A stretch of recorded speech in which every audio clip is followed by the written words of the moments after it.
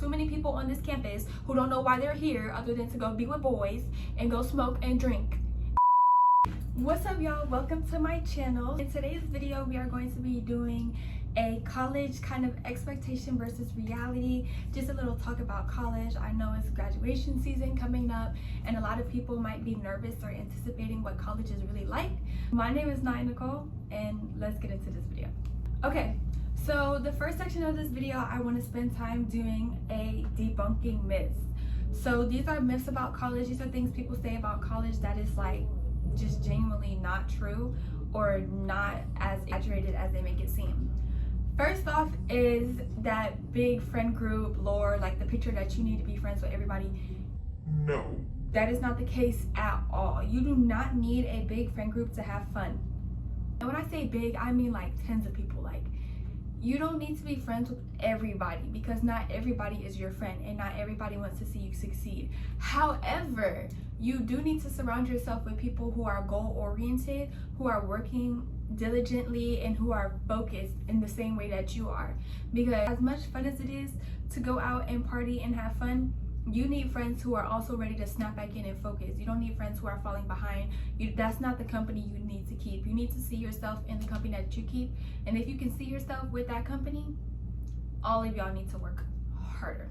Okay, next thing is this whole big packing list, like having tons and tons of things to pack for college. Y'all, if you go to Prairie View specifically and you are living in the university college, you have about this plus this arm of space. It is not that much space, y'all. You do not need to overpack. You do not need to over complicate the packing stuff. For me, I don't even live here. I live in Atlanta. So for me, I'm not gonna lie, I did pack all of my clothes. Like, there's not a lot of clothes that I have at home. And if I were to do it again, I wouldn't have done that. Also, I can say this for Texas specifically, there's no reason for you to be packing long sleeves until you come back from Thanksgiving break, and that's low-key too early as well. Another big thing is shoes, y'all. I promise you, you're not gonna wear all those shoes that you buy because not all of them are practical. Like, every single day I spam my Sambas. I don't even wear Crocs anymore, y'all. Honestly, that's my college tip. Invest in a pair of Sambas if you know you're gonna be walking. Sambas are so comfortable, y'all. Like, for this night. Anyway, yeah, so don't bring all those shoes because I brought a shoe rack and some worth of shoes, and there's some shoes that I have not worn since August of 2012. The next myth or things that I'm going to address is that's not going to slide in college. Like what high school teachers say, like, that's not going to slide in college, that's not going to slide in college. This is a kind of complex one because anything that you let slide in college will slide. Because there's no one here that's holding you accountable but yourself. So the professors are not going to be coming up after you, checking on you, being like, hey, are you going to turn this in? Are you going to turn this in? Like, that's not going to happen. That's true. But also, like, you honestly can do what you want, and it's up to you to be disciplined in what you want to do. If you want to go to class and you want to sit up on your phone that whole class, they're not going to say anything to you because they're getting paid to teach regardless. But that's on you to not be focused and to have to come back around and ask the professor, like, hey, I'm struggling, what are you doing? And the professor's going to be like, oh, well, you were in my class on your phone.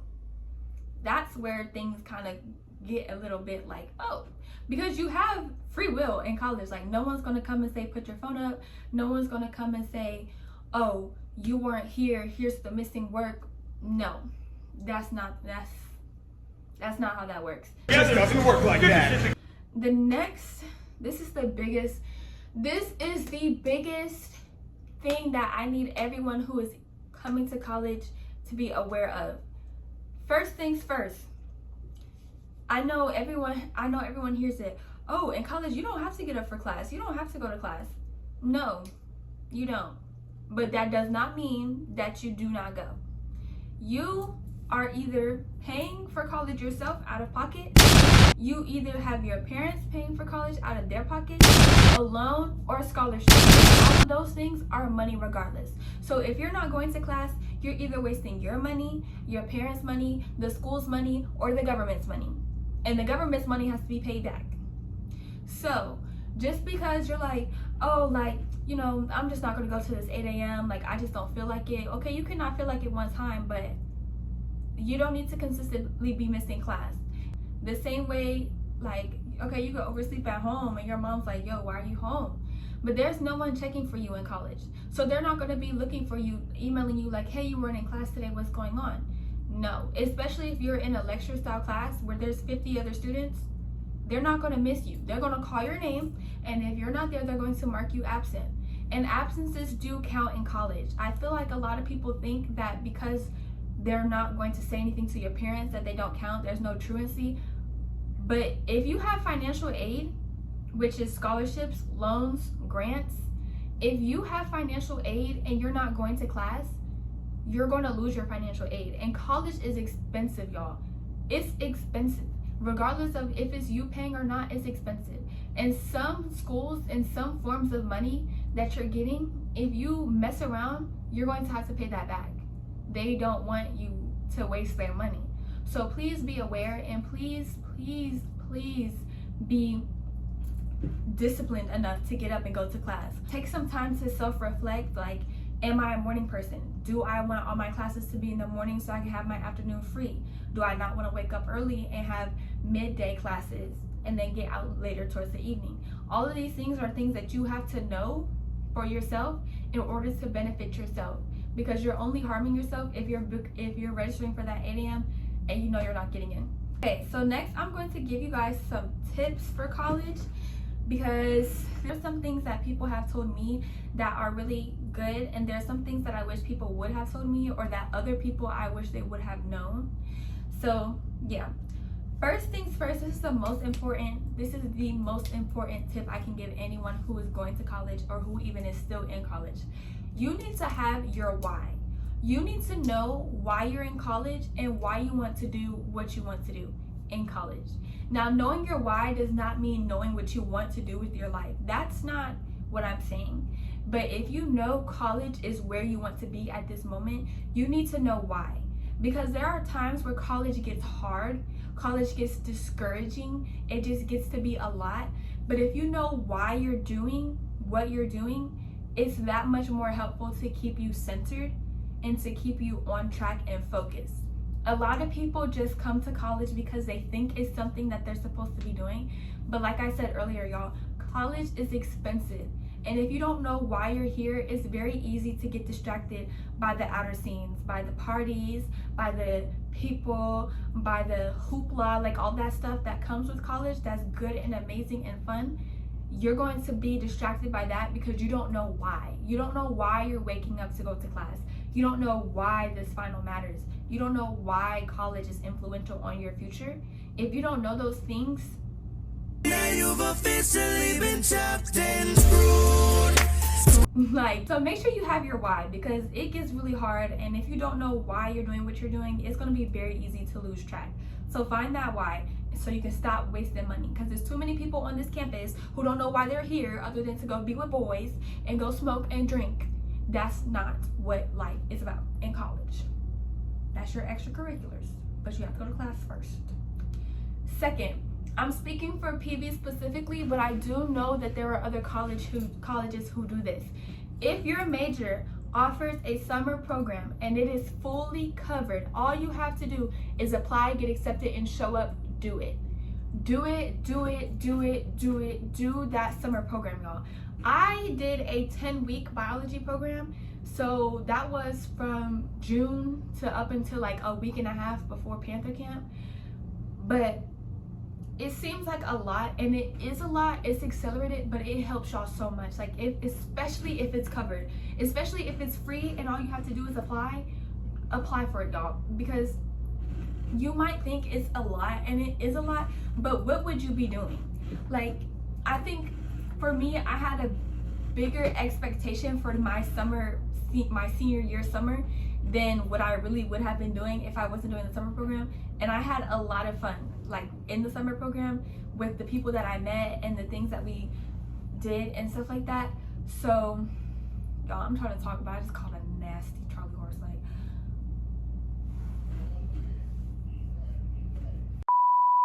Like my summer program pushed me 12 credits ahead. That's the average amount. Like 12 credits is the base amount of credits that you can take to be considered a full-time student. So I basically am a semester ahead. You figure it out before you get to the fall semester. So while everyone else around you is still struggling in this transition period, you've already gotten yourself together. You already am like, okay, I know what I'm doing. This is how I'm going to find help. This is how I like to learn, things like that. Take the summer classes if it's not going to harm you. It's only going to help you. Okay, my next tip, this is an important tip too. Don't tell everybody your business. Everybody is not your friend. Everybody is not your friend. Even though you may think they're your friend, if y'all have only been on campus for 1 week, they're not your friend. They're your acquaintance, your associate, your peer, but they're not your friends. And so you do not need to be telling these people every single thing about you, because now these people know all this stuff about you, and I promise you, come midterms, y'all are not going to be talking anymore. Realistically, because everybody is in the rush to make friends. They're not worried about if y'all are actually clicking. They're not worried about if y'all's personalities go together or not. They're just worried about not being alone in that dining hall or knowing a face on campus. So do not be telling everybody your business, because not everybody is out here with the purest of intentions. So you telling people your business, and it's like now these people just know what's going on with you and you don't even talk to them. So don't be telling these people your business. Now when they get to being your friends and you actually feel a connection with them, of course open up in moderation, you know, let them in. Don't be a brick wall, but also at the same time be careful. But don't be feeling like, oh, I want this girl to relate to me, so I'm gonna tell her about this, that, and the third. Now y'all getting an argument and she bringing up your mom and you mad, but you told her. So the next tip, like I was bringing up before, is connections. Y'all, this is what I want everyone to know. College is full of people, and college does not stop at, woo, I'm throwing my cap. There are alumni. There are people who come back. There are people who give money. There are people who are influential on the college campus. So the first time you meet somebody is most likely not going to be the last. So you need to make sure you are carrying yourself with the image that you want people to remember you with. And you don't even realize it, because when people were saying this to me, I was like, yeah, okay, whatever. But you don't realize it until you get on campus. Like, that's really genuinely the case. Your language, if you want to curse like a sailor within your group, that's fine, but keep it at 30 decibels or less. You should not be in the Chick-fil-A hollering your business out loud, cursing and cursing and cursing, when it's professors walking up in and out of this Chick-fil-A, in and out of the MSC, in and out of the dining hall, in and out of the classroom. You need to make sure that when you are in a space where someone who could be influential could be in your presence, you need to make sure that you are presenting yourself in the way that you want to be presented. And that goes for manners as well. A lot of people get to college, or maybe they just never had them, but y'all don't have manners on this campus. And it's crazy. If you don't want to be mannerful to your peers, you know, that's kind of crazy. But if you see someone who even looks like a professor and y'all are walking past each other, good morning, good afternoon, hi, how are you? If you're on the elevator with another professor, get your face out that phone. Have a conversation, make that connection, because you're going to need things from these people. They might not be your professor now, but one day you're going to have to take an elective that has nothing to do with your major, and you're going to look back and it was that professor on the elevator, and y'all had that conversation. They're going to remember you. Because the thing is, not everyone is polite on the college campus, and it's really not a lot of people that are. So when you make the effort to be polite, to be mannerful, to hold conversations, you are remembered and recognized more than you think, because not everybody does that. So it leaves a mark on you. It makes a good impression. So you should always treat people like they are the most influential people and you just don't know.